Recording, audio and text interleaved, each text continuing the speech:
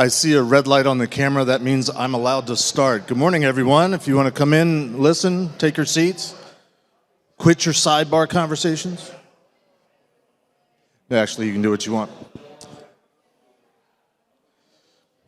I've never done a talk at like a coffee house restaurant crowd before with so much background noise. I'll try to make sure I get through it. Good morning, everyone. I'm giving a talk on AI. My name is Jeff Mann. This is my contact information. Feel free. Nobody calls anybody anymore. You could text me. You can find me on Signal. I should really change that to my Signal ID. I have been in the information security business over 40 years. Raise your hand if you're 40 years or younger and realize I've been doing this your entire life. It just makes me feel old. I was kind of enjoying the keynote earlier. Thanks for staying, Gabe, because I sort of cut my teeth at the NSA, and we might have sort of had a few satellites and things like that. So I'm always mildly entertained when I hear civilians and people not in the know talking about the stuff and trying to figure out what it all means and stuff. I'm also very familiar with number stations, if you have that curiosity. One of the many things I do is I'm a co-host on a podcast called Paul's Security Weekly. It's been going on for almost 20 years. I've been doing it for almost 10 years. First and foremost, and most important to me, is I identify as a hacker. I love the hacker community. I love coming to hacker conferences because I love the enthusiasm, the passion, what my family calls geeking out and nerding out. I'm not personally into technology that much, strangely enough, but I love seeing people getting excited about it. So I enjoy being here. One of the listeners on the podcast years ago, when I posted that photo, which during COVID, I had a lot of free time. I cleaned my closet and organized it, but they helped me organize it even further. Anybody out there seen Darknet Diaries, listen to Darknet Diaries? Notice my shirt. This is the original art. Every episode of Darknet Diaries has original art. This is the original art from the episode where I was featured, which is episode 83.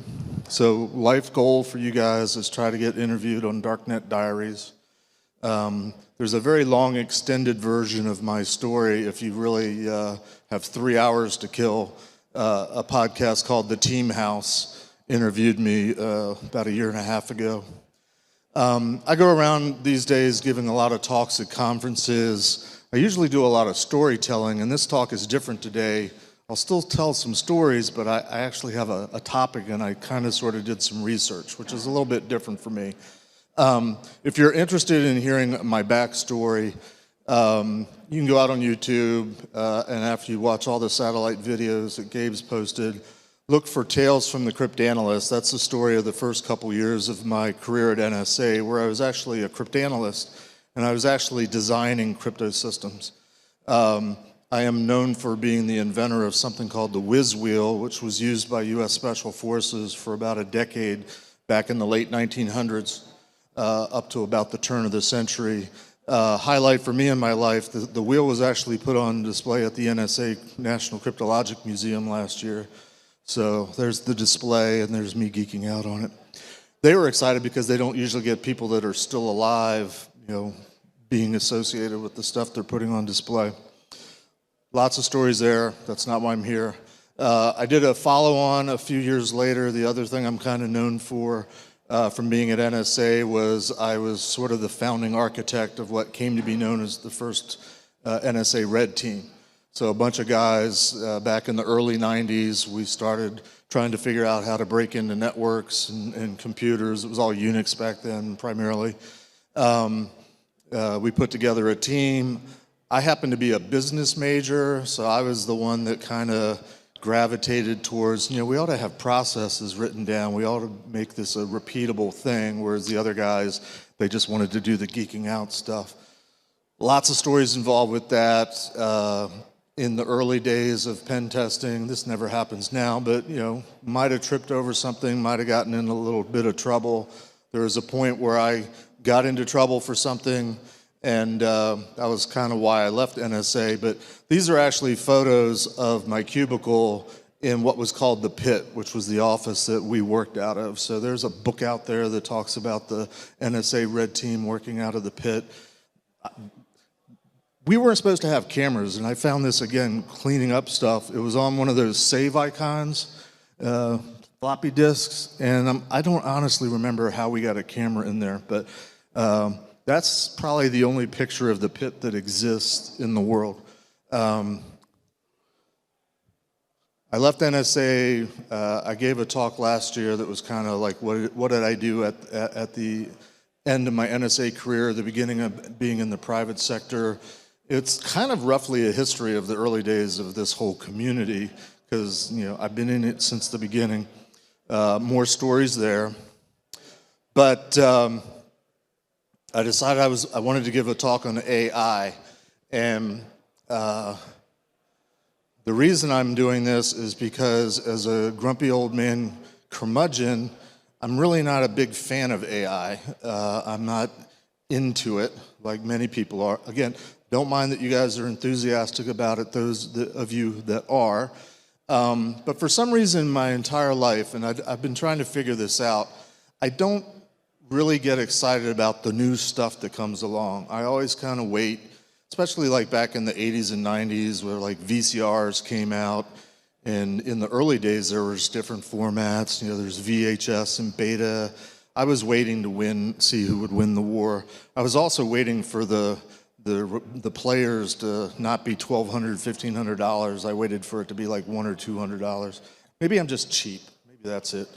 But I decided I should give a talk about AI just because I have a life goal of never touching it, which is harder and harder to do every day because we're being permeated and inundated with AI features and all the things that we use.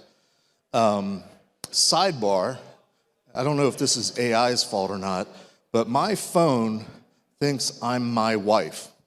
I keep getting all the pop-up commercials for things related to senior citizen, older women. Just a curiosity, but I think I'm going to blame AI for that. I will tell a few stories, and I want to start with sort of a little bit of how I got here and how I ended up at NSA. I'm going to have a couple dates throughout history. You don't need to know the significance of this date, but out of curiosity, does anybody know the significance of this date? This is going to ultimately be audience participation. Anybody wager a guess? Thanks. No. I do have a brother that was born in 1952, though. This was the date that the first hydrogen device was detonated. I mention this because, and this is a picture of it. It's very pretty, isn't it? My father was a physicist, and he came to Washington, D.C. in the early 50s and went to work for something called the Naval Research Laboratory, and he was part of a contingent of scientists that were in the South Pacific to do all sorts of studies and tests and capture data associated with the detonation of the first hydrogen bomb. My oldest brother, born in 1950, gave me a box of my dad's stuff this past over Christmas. He was cleaning out a closet and he decided to dump it on me. One of the things I found in there was this certificate that, if anybody's ever been in the Navy will put out these certificates if you sail around the globe or if you're a submariner and you go underneath the Arctic Circle. But they happened to give these out for people that were associated with what was known as Operation Ivy. So that's my dad. My dad was a physicist. My dad was a smart guy. I have and had daddy issues, so I never wanted to take physics, and I never did. But my dad, amongst other things, was passionate about science fiction. And so I grew up with that from a very early age. Another important date, nobody's going to get this, but this is the date that this movie called 2001: A Space Odyssey was released.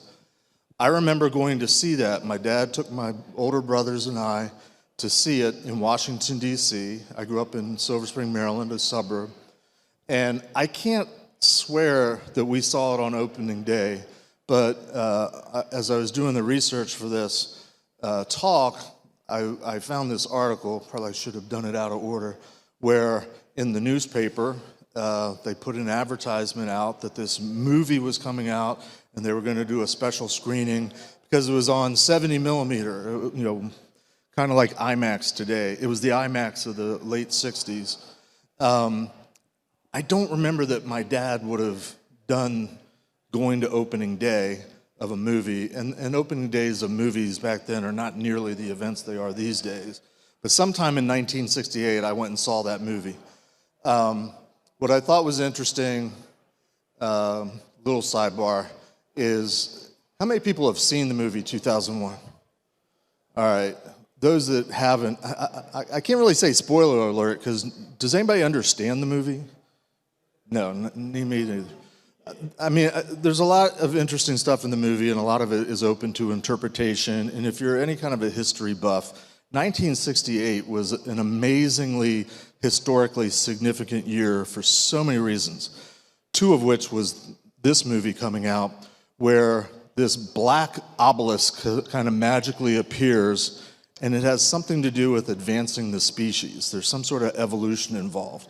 In the early part of the movie, it's apes and primitive Cro-Magnon type people, but mostly apes. And this thing appears, and all of a sudden the apes start fighting, and one ape kills another ape with like a jawbone, and that's supposed to signify evolution, that the apes became human, and thus the proof of that was they immediately started killing one another. Same year, well, obelisk appears much in the present, 2001, and they go to investigate it, and that's where it all kind of unravels and gets weird in the movie. Same year, though, this other movie came out called Planet of the Apes, which also sort of talked about evolution, but flipped it upside down. In this movie, I'm sure most people have seen it, or at least seen the remake, but humans are the animals, and apes are the ones that are evolved, and the superior species. And I thought it was just an interesting contrast in terms of a sort of a statement about humanity, which probably is somewhat related to AI ultimately. Of course, there's the famous ending to that movie where the guy thinks he's on another planet, and it turns out he's on Earth in the future. Anyway, let's talk about AI. This one is a significant date. Anybody got this one? Have a guess? It's AI related. That's actually a very good guess, but no, you're wrong. Any other guesses? Yes? Another good guess, but no, that's wrong. In the interest of time, I will give you the answer. Let you read it there for a second.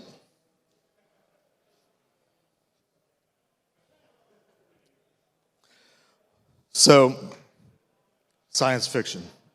AI is all over science fiction, which is mostly what this talk is about today.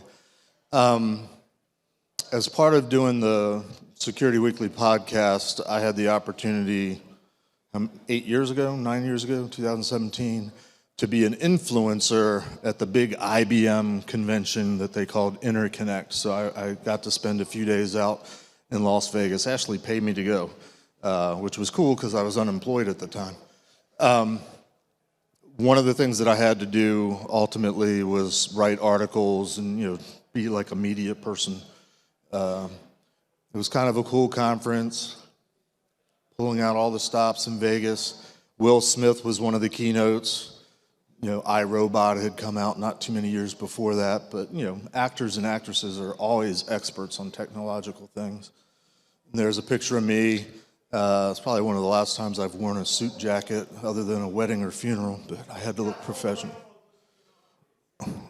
Closer? I'm not usually quiet, but thank you for pointing that out. Usually I get yelled at for the microphone being too close. Is this better, Robert? All right. So I was an influencer. I was doing all sorts of fun stuff. They had some sort of edgy messaging. I thought this was kind of edgy. Somewhere along the line, somebody was giving a lesson on machine learning. This is 2017. Artificial intelligence is there. This is not a new topic. I had to do a follow-up on one of the podcasts afterwards. So there's an archive out there if you're at all interested. I'm not. And then there's the article that I had to write before it. when I wrote this article, I kind of took a look at, AI, artificial intelligence, that's kind of a science fiction theme that I'm very familiar with, having grown up on science fiction. And I guess what was most exciting to me that I put into the article was, I'm going to go to IBM Interconnect and I'm going to get to meet Watson. What was funny, has anybody ever been to Mandalay Bay in Las Vegas? It's where the Black Hat Conference is. This conference was there, big, huge conference center. They have big, huge hallways where they had booths set up. And when I was out there, they had a booth set up that was like interact with Watson, meet Watson, so you could go up to a terminal and ask it questions and it would respond to you. I was walking by that booth one time, but I was on the back end of it, and somebody was like coming out the door, and I stopped and pointed at him and said, I knew it! I knew Watson was a person! And he's like, what? No, dude, no. He was all freaked out. Anyway, stories.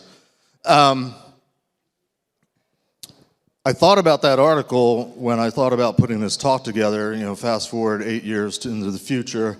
So I wanted to share a little bit about science fiction and the way AI is approached in science fiction. It really kind of starts with this gentleman named Isaac Asimov. Anybody heard or read Isaac Asimov? He literally wrote the book I, Robot, which actually isn't a story, it's a compilation of a bunch of short stories, interestingly enough. And it's stories that were written between 1940 and 1950, and the book was published in 1950, which in fact was before I was born. And Gabe, this is why I wanted you to stay. That's Isaac Asimov, sporting the mutton chops. In his short stories, in his works, he created something known as the 3 laws of robotics. I swear this is in every AI, robotic, machine, computer movie that's ever been made ever since 1950. I wrote about this in the article a little bit. As I thought about the way science fiction treats AI, there's sort of one of 3 outcomes. There's the idea that the computers, the robots, whatever it is, are benevolent. They help humankind. They want to further along people and do everything for people, which is kind of the first law of robotics. Or, which is the common theme in movies, something goes wrong and they're bad and they start killing people. Probably the one that most of us are familiar with on this topic is the Terminator. Where they decided that humans were the plague and they needed to be wiped out. There's also quite a few stories where it's not necessarily that the machines are evil and want to take over the world and kill all the humans. They're just flawed in some way. They're programmed wrong. They're buggy. That doesn't happen. But since that's a reality, it does happen. All right, here's where it's going to get interesting. All right. So, this is a very different talk from what I've given before. This is going to be audience participation time. Michael, the organizer, was asking me and a couple other people last night, since we go to a lot of conferences, what's missing? What's missing from this conference? And one of the things we came up with was the evening activities, the games, the hacker games. So I'm kind of going to make a hacker game for you. Everybody into playing a game? So I don't have a name for it. But basically, here's the rules. I'm going to show you a bunch of pictures of computer, machine, robot, and you get to guess what the name of the machine is, what the source of it is. Most of it is movies, but not all. And then try to identify that overarching theme. Was it a benevolent machine, benign? Was it evil, flawed? Those are the 3 choices. So we're all going to play. Everybody gets to shout out their answers. Are you ready? Okay, here we go. Lost in Space, good guess. Name of the robot, source, good, were they good, bad, evil, or broken? Forbidden Planet, good. Name of the robot? Nope. Say that again? Close. Are you saying Bobby or Robbie? Yeah, it's Robbie. Have a winner. Robbie the Robot. The movie is Forbidden Planet. Flawed, benign? Benign. Good. One down, 19 to go. I have no idea how long this is going to take. This is why this is such a different story for me. We might get all through all this and go to lunch early or something. All right, here's the next one. Name source, name the machine. War Games is the movie, yes. Whopper. There you go. Joshua is the right answer. We have another winner. The movie is War Games. Anybody know what year War Games came out? Close, 83. Good answers, good answers. How computer hacking and network internet hacking was done in the early 80s. Very great depiction. Honorable mention, Hall of Fame, best hacker movie. We could argue this. Was the computer evil? Was the computer flawed? Or was the computer benign? They kind of leave it up in the air at the end of the movie whether the computer was really going to launch the real strikes or not, in my opinion. But I put it down as flawed. Next one. 1984, good guess. No, that's not right. Vicky, we have a winner. Do you know what Vicky stands for? Bonus points.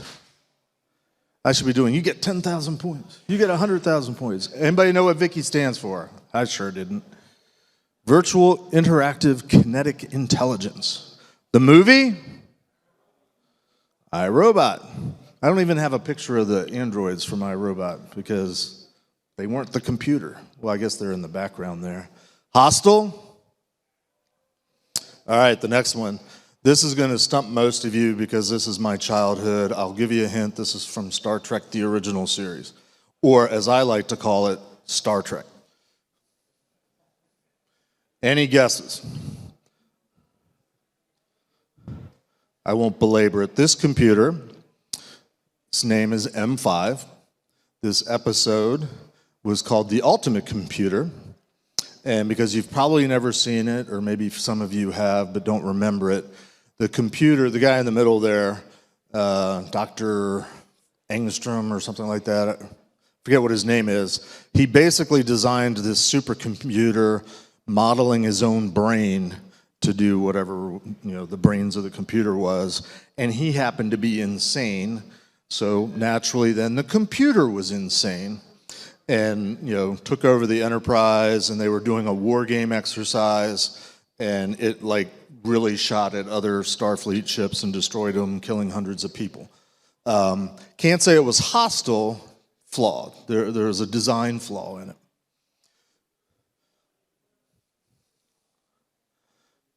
Watson, we have the right answer. See, I mixed it up a little bit.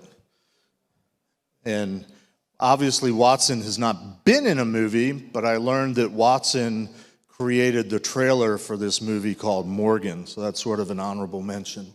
Anybody know how Watson got its name? I didn't, but we all know now, named after IBM's first CEO, Thomas J. Watson Sr. Evil? I don't necessarily disagree with that. Aren't all machines evil at the end of the day? Okay, this one. HAL. The heuristically programmed algorithmic computer HAL 9000 is the full first name. Obviously, the movie is 2001, came out in 1968. I might have seen it on opening day. I can't believe my dad would have done it, but I asked my brothers. They don't remember. They remember seeing it. They remember being in D.C., but they don't remember if it was opening day. They're a lot older than me. The computer was flawed. Does anybody know why and how the computer was flawed? How HAL was flawed? I'm sorry? Was that somebody saying something or somebody outside? One more time, I'm sorry? Absolutely right. The computer was, according to the laws of robotics, was designed to protect humans at all costs, and yet it was given instructions that was contradictory to that. So, very good. 200,000 points. All right. Name this machine. Very good. 500,000 points for getting that one. This one's tricky, though. Skynet is introduced in the Terminator, but Helena Bonham Carter doesn't play Skynet until like the third or fourth installment of the movie. So you could argue with me that I have the wrong movie poster, but it's my talk, so I'm leaving it here. Hostile, clearly hostile. As a sidebar, anybody know the name of this organism, cybernetic organism? T-800. Cyberdyne Systems Model 101, version 2.4 to be precise. How they get T-800 from that, I don't know. But, you know, it's science fiction. Is it really hostile if it's just following its program? Because he becomes good later. I don't know. How about this one? This one's the T-1000. What was special about the T-1000? Anybody remember? Liquid metal. I hope you guys are enjoying this. I had fun putting this talk together. It's not deep, but I think it's entertaining, and hopefully it'll make you think a little bit. We're back to Star Trek again. Anybody know the name of this computer machine, Android? I'm going to tell you about every Star Trek episode. I could do a talk on that. This computer's name is Norman, or this android's name is Norman. It's from an episode called I, Mud. The Enterprise goes to a planet. Actually, they get taken to a planet that's run by a whole bunch of androids. Norman turns out to be sort of the hub organism. There's only one of him. There's hundreds of other models of androids. The androids in this episode, they're more or less wanting to help humanity, but they want to go take the Enterprise and leave everybody on the planet and go make nice with humanity and civilization throughout the galaxy. And of course, they can't let up the ship. So they're kind of hostile, but they sort of are benign. It's a fun episode if you ever watched the original Star Trek. Next one. Speak. That's the movie. Name of the android. Anyone? Say it. Ooh, you're close. It starts with an A. Ava. We have an answer. Movie is Ex Machina. I was torn on this one being hostile or she was just indifferent. I mean, she didn't necessarily kill humans. She just left them to die because she didn't need them anymore. I'm sorry, spoiler alert. All right, another Star Trek episode. Nomad, very good. Actually, a satellite. Don't know if there's a YouTube video about it, though. This is from an episode called The Changeling, and it was flawed. It actually was sent out to explore, kind of like the Mars probe and whatever. It was sent out to explore space, and it ran into some other alien satellite object, and it morphed together and then started going and killing galaxies, whole solar systems. This one I will almost guarantee that you won't get, but it's a movie from my childhood, which I thought was a very interesting take on AI. But take a guess. Probably nobody even recognizes what they're looking at, because I didn't. I haven't seen this movie since the 70s. So, without further ado, this computer is called the Proteus 4. It's from a movie called Demon Seed. And the premise of this movie is, AI, supercomputer, self-aware, basically is set up in the house of its designer, and it basically decides it wants to reproduce, so it impregnates the scientist's wife to produce a kinetic offspring. This is 10 years before. It's probably about 10 years before Terminator came out. Flawed. And a disturbing movie when you think about it, but still an interesting. This one's easy because the name's right there. WALL-E. Has anybody seen WALL-E? I mean, we all kind of grew up. I mean, I was watching these when my kids were kids. Obviously, Waste allocation load lifter, Earth class. Bet you didn't know that one.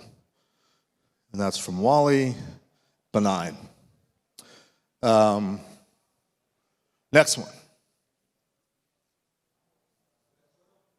Say? Ooh, very good. That is the source. Anybody know the name of the computer? I was going to give you a hint because I didn't think anybody would get Westworld. And he didn't actually have a name in Westworld. The name of the computer, and I don't even know how to pronounce it, Rehoboam, apparently a biblical character of some sort. So there was some sort of hidden meaning. The movie was Westworld. Definitely hostile. Although I could say they were flawed. But, say? Who's making comments? Everybody knows Data. All right, this is Data. Bonus points. What's Data's full name? Data Sung. Very good. I love that I'm with family and geeks that we watch a lot of science fiction, apparently. Star Trek Next Generation, probably the prime example of the benign AI device, AI system that wants to help humanity. This is more for nostalgia's sake. Related. Close. That is what it's commonly referred to as, but the full name is, nobody's going to get it because I didn't know it. It's actually the Turing-Welkman bomb, and it wasn't really in a movie, but it was featured in a movie called The Imitation Game. And since I'm a former cryptanalyst, one of my favorite movies.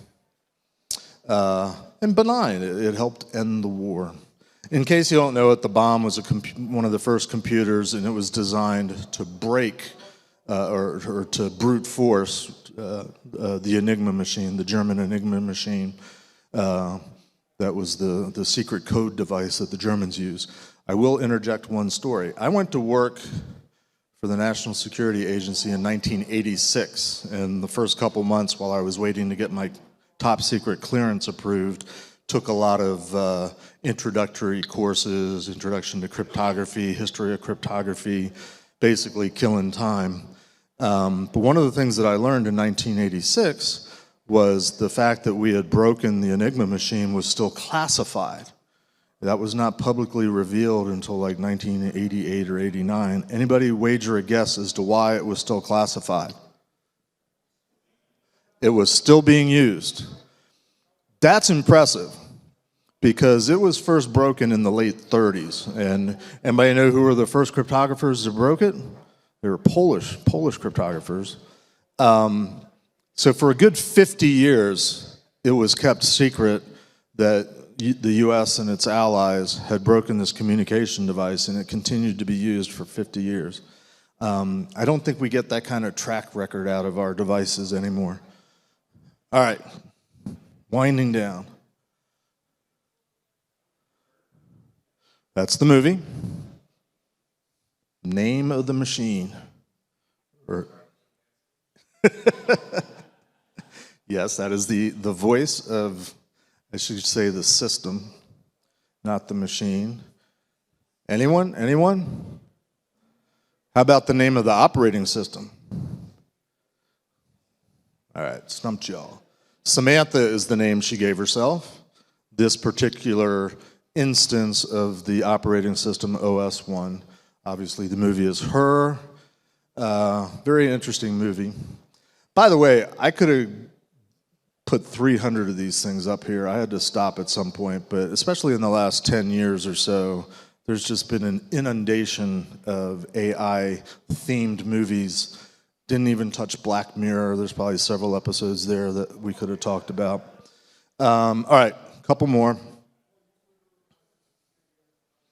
Name the, have to assume it's not human, so let's say android.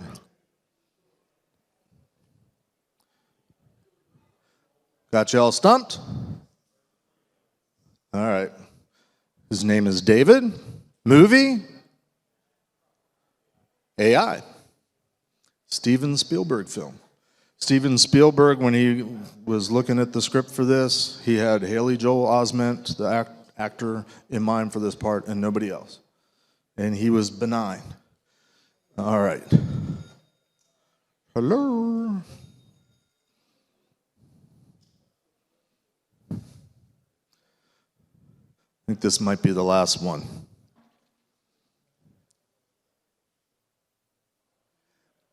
I was going to call this a recent movie, but it's like 10 years old. Where did time fly? Any guesses? All right. It's the physically independent neural network, PIN. Any clue as to what the source was? All right, I stumped you. I wasn't trying to stump everybody. The movie is called Transcendence, and we will call it Hostile. All right, how long did that exercise take if I ever do it again? 17 minutes, that's not bad. So 1 minute per device. Okay, that's the end of the game show portion of this talk. Did anybody enjoy it? Was that a good thing? Did we have fun? I'm trying something new and different. So let's try to tie it together, and I'll try to add a little bit of my voice to the conversation on AI. I mentioned that I've never really been a fan of running after the latest new shiny object, AI included. Because of my work with Security Weekly, I'm able to procure media passes to many of our industry events, especially RSA Conference, which, I'm sorry, has been rebranded the RSAC Conference, the C standing for community. Everybody has to rebrand at some point. And one of the things I've been doing for the last couple years at both RSAC and Black Hat is live streaming interviews of executives. Paul Security Weekly was acquired a couple years ago by a media company. If you've ever seen the movie Wayne's World, we are the Noah's Arcade, Paul Security Weekly these days, essentially. But I do like 10, 15-minute interviews with executives of, mostly startup companies that want to talk about their stuff. Actually really enjoyed it this past year at RSAC because I talked to more founders who were, once we got past sort of the script, really got to see them get enthusiastic and passionate about their baby. Because most founders are passionate about something and they want to make it. It's later on that it gets corrupt and destroyed by marketing efforts and so on and so forth. But in all of this discussion and exposure to AI, I tend to be a little bit cynical because I'm getting so many hypes and AI is part of everything. A year ago at RSA, everybody was talking AI, and it was amazing how every company had AI. There's like 600 vendors out there, and they all had something, but it was mostly talk. This past RSAC, which was back in March, April, different conversations because people had had a year to actually build something into their product, and they were more honest about, well, we're doing this, but we're not doing that, and most people were talking about not necessarily the limitations, but the hype is sort of ahead of the reality, let's say. So it was a very interesting conversation, and I kind of got over myself and actually said AI. I had a personal goal in 2024 of not saying AI, even though the people I was interviewing were saying it all over the place. And I succeeded. So I'm sort of naturally cynical. I think about, this is everybody that's talking gloom and doom about AI, those that are, it's like it all maps back to science fiction, and I've been hearing about this all my life. In my limited research on this talk, I am in no way an expert, but I had some conversations with people, especially at RSAC. A good friend of mine has been working at Anthropic for the last couple years. He was hands down the most enthusiastic person that I talked to about AI, and he was just, he used the analogy, he said something to the effect of, it's not quite on the scale of, but it's almost on the scale of the invention of the steam engine in terms of the way it's sort of changing the world and advancing things. And he was like, he's 100% into AI is going to get there. It's going to, and I'm just using AI as the collective. I don't want to go through all the different acronyms. I'm lazy. But he's emphatic that it's going to change everything, which naturally brings us back to is AI going to finally figure it out that humanity is the blight on the planet and eliminate us, or malfunction in some way and eliminate us, and in some way, shape, or form violate the laws of robotics? The one thing I didn't do as I'm thinking about it is I didn't talk to anybody that works at the big AI companies or do any research to find out if they're actually attempting to follow the laws of robotics, because it is, after all, fiction. But is it? Anyway, one thing that I did discover in my limited Google search, which, gosh darn it, when Google updated a couple months ago and started feeding the AI responses, I immediately Googled, how do I turn this off? And there's browser extensions you can get that will suppress it, but there was also a syntax, ampersand, UDM equals 14, and that would kill it. I don't know what it means, I'm not a coder, but it eliminated the AI response and I got the regular Google response. Until about a week ago, apparently Google's AI has figured out how to circumvent that command. What happened? Tell me. Please. You have to what? Oh, somebody was telling me about that yesterday. I may just do that because I'm lazy, but I read something where it still was saying UDM equals 14, but they dropped the ampersand, and I tried that. It worked on one device, but not on the other. I just, in general, finding it annoying. I am, by the way, a member of something called the Cabal of the Curmudgeon, so I am a licensed, professional, certified, bona fide, grumpy old man.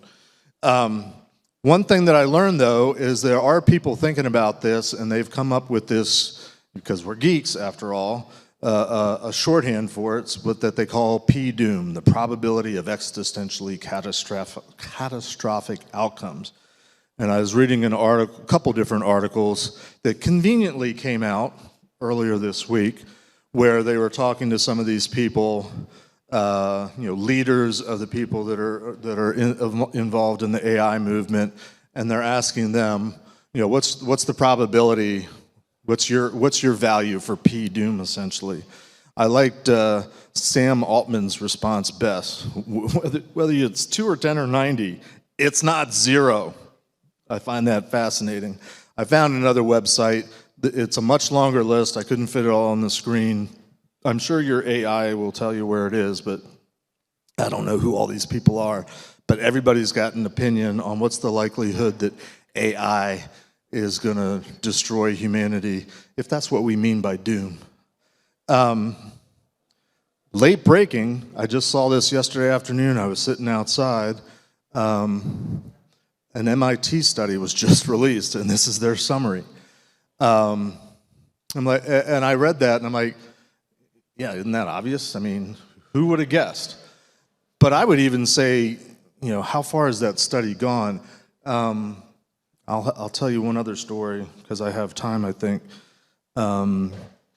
From 2013 to 2016, I was working for a vendor, and they would send me out to do talks at little local, let's invite our customers to a steakhouse and give them a dinner in a back room, and I would go give a talk.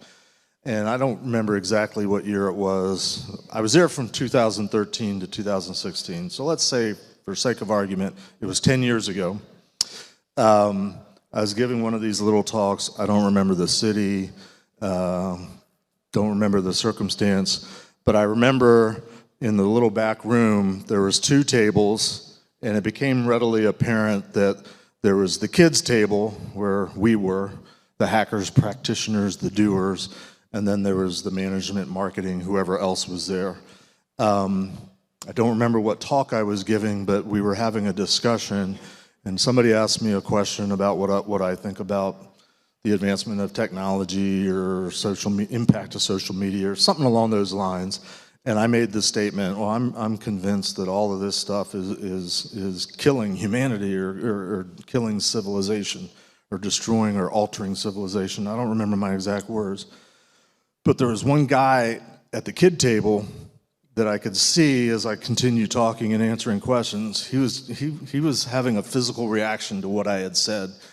And at some point, 30 seconds later, he shot his hand up and said, okay, wait, I gotta say something. What you just said is just incredibly ignorant. And I'm like, well, we all have a right to our opinion. I have an opinion that I think I said initially destroying or killing society, and I softened it to saying changing, and he was more comfortable with that. And we moved on. At the end of the formal event, I went up to the table because I wanted to talk to the guy and make sure he was okay. I was thinking about this morning because it was 10 years ago. I was talking to him, and he said, I forget whether he said it then or when he was in his response, but he was saying he had a small child that was like 3 or 4 years old, and his wife and he are exposing their child to all sorts of games and technologies and shows and different things associated with technology, whatever was popular 10 years ago. And it's all amazing, and their kid is so smart and learning. He said that in the public thing, as I'm remembering the story. So when I went up to him afterwards, I asked him, because my oldest granddaughter is roughly the same age. She's about to turn 17, which is why I'm thinking, okay, this guy that I talked to 10 years ago, his little kid is now a teenager, and I was wondering, I wonder how he's doing with everything's amazing and the kid's so smart, and has the kid got the smartphone and doing all that, and is into tech? He's probably brilliant. But when I went up to him, I said, hey, I have a granddaughter that's roughly the same age, and maybe it was 3, 4 years old, and we want to expose her and get her educated and smart and maybe get her on a reading program or something like that. And the guy says to me, oh, well, we don't rely on that. My wife and I make sure that we spend like a half an hour a day actually reading a book with our child. And I'm thinking, so you just kind of proved my point, but whatever. Anyway, I thought about that guy this morning, thinking, I wonder how he's doing with his kid now that his kid's probably a full-blown teenager. Anybody have ever raised a full-blown teenager? Know how difficult it is? I met somebody last night, I don't know if he's in the room, he's getting ready to have his first kid. Ever meet somebody that's about to have a first kid when you're a parent and you just kind of, you have no idea. I raised 4 children. I've got 5 grandchildren, by the way. Anyway, moving on, the MIT article, they have a website. This is the website. They have all sorts of fascinating stuff on it and all the details of the study, and it's an ongoing analysis, brain on LLM. They have this really cool graphic that I'm sure means something to somebody, but I have no idea what they're presenting here. But they presented it very confidently, and it's been copied in several articles that I read about it. I guess my position is, and I'm not trying to change anybody's mind, but I have this personal goal of never touching ChatGPT or any of the other iterative, whatever they call them, tools that are out there. Because my limited experience is, I think it sucks. I'm sort of a perfectionist. I'm a little bit anal retentive. I might be a little bit autistic, and that might factor into it. I mean, probably 90% of us are in this hacker community. But the times where somebody has given me something that is generated, I've had people generate my biography, and I'm like, yeah, it's not exactly right. Or I was reading a policy that somebody had written, and they're like, hey, I got this policy, I need you to review it. And I'm reviewing it, and I'm like, how do I tell this guy that this sucks? And then he said, oh, it was written by ChatGPT, and I'm like, okay, great. Don't use that again. Write it yourself. I'm a little bit of a perfectionist, I guess, and I'm not like change the font, but I have to, in my day job, I have to review a lot of documentation, and I'm just looking for the logical flow more than anything. It's got to make sense.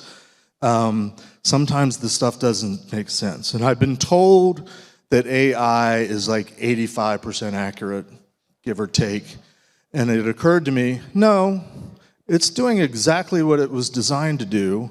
It's 100% accurate. It's the source that's only 85% accurate.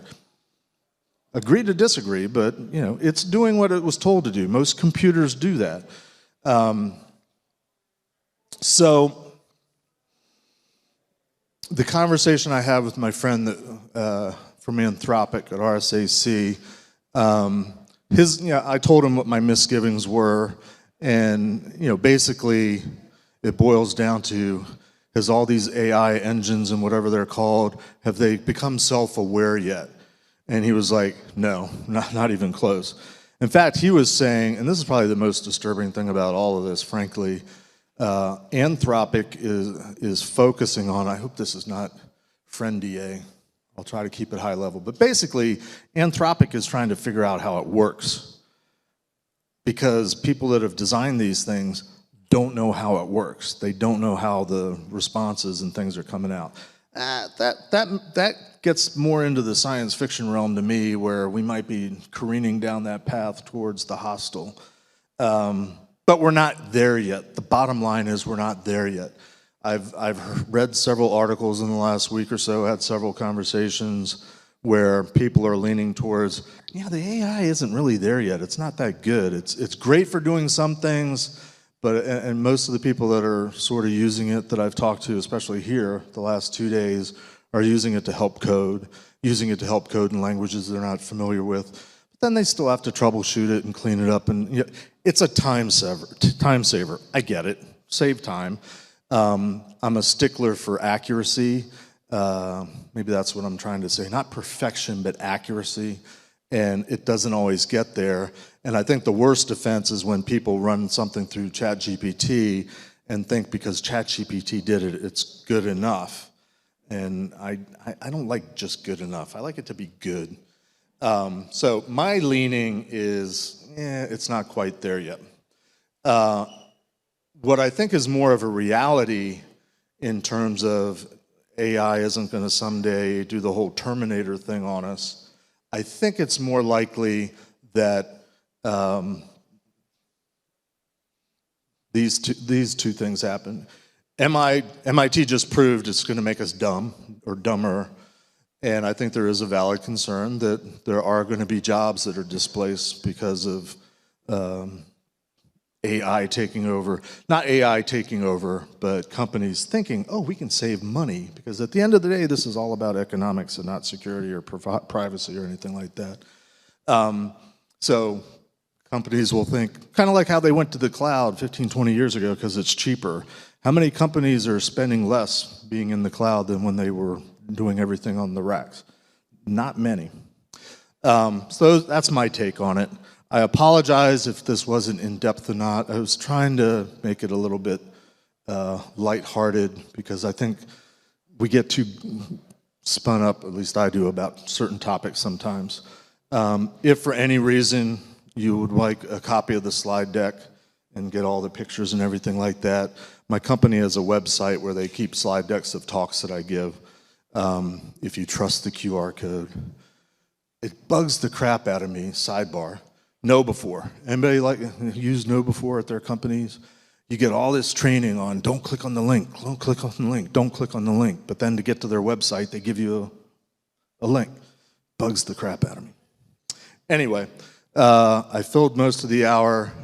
Don't have to agree with me, don't have to like me. I'm just trying to make you think. If anybody has any questions, now would be the time. Comments. Why didn't you do such and such a movie and such a computer? I'm willing to take the heat. Anything? Anybody? Heavy sigh. That sums it up. Why not? Yep, that's one I should have had up there. Dang it. That's it. I thought I was being clever by getting the Matrix computer in there and all that. Was it in there? I had the slides, I thought. Damn. There's so many things I missed. What was the name of the computer in the Matrix? Anybody remember? I know I looked it up. I don't remember it. Anyway, question, comment? I haven't seen WALL-E since it came out. I did find, I cheated and I went online and I found, lists of the top 30 AI movies, but there's literally hundreds of them out there. I apologize if I disappointed you by missing your favorite movie. Yes. Landrew is, yes. I did consider that episode, but I thought I was going too over the top on Star Trek. Somebody told me, I gave a talk recently and all my references nobody got because they're so young. So I'm like, maybe I'm overdoing it on the Star Trek. Yes? I don't think I've seen that movie. All right, if and when I do this talk again, if you go to that site to get my slides, you have to give a name and address. It's not going into our marketing database. But if you put a note in, you should have done this, you should have done that, it'll get back to me. Anyway, time is up. Thank you very much for having me. I hope this was a little bit entertaining. Thank you.